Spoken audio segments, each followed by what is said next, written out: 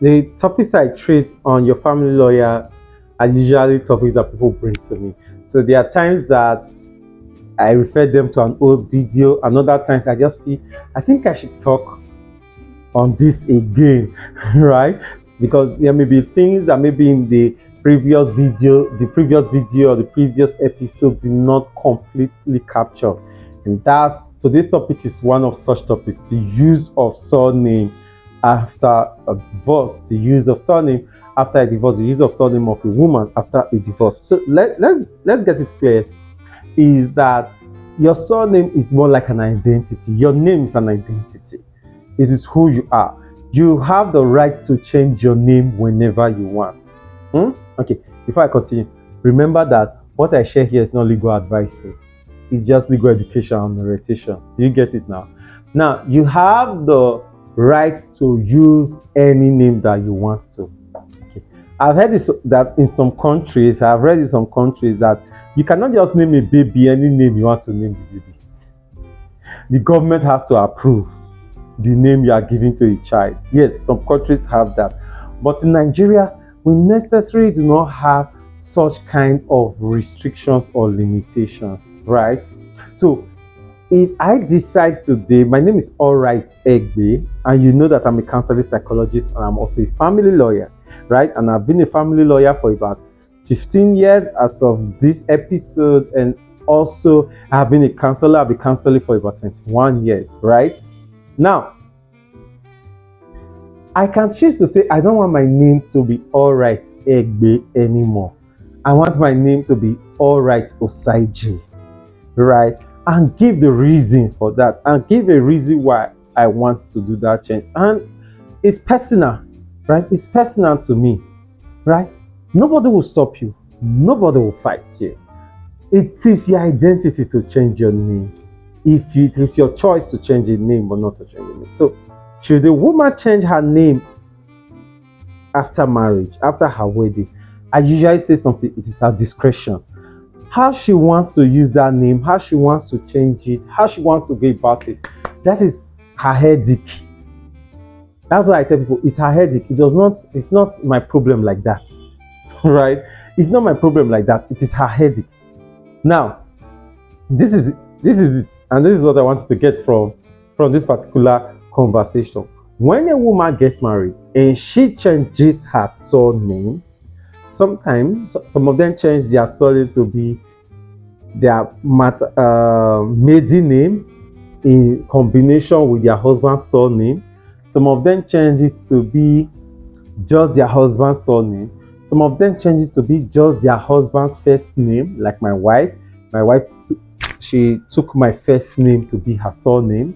And there are some that choose to use the first name and surname of their husband, forming it to a combined name, a compound name, right, to make it their surname. Now, whatsoever surname she chooses to use, I feel it is still at her discretion. Whether she chooses to change her name, I feel it is still at her discretion. She can take her husband's opinion, take her husband's suggestion, so that she can make a well-informed decision, and also take the suggestions of other people, right? That is fine. Now, a woman has changed her surname and now there's a divorce. What's the way forward? What is it that can happen? What can she do about it and the rest? Now, there is no law in Nigeria that says a woman must change her surname after a divorce. That's the first thing we should realize. She now has new legal documents in this name. Her identity out there, people now know her by this name. This is the name with which she got the job she is doing. Maybe on her national identification number, on her international passport, on her driver's license, on ever many other things, right? These are the things she has. She can decide to say she wants to keep the name. There's no law that says she must change the name. It is still her discretion to change the name or not to change the name. The law will only force her to change that name if she is misrepresenting.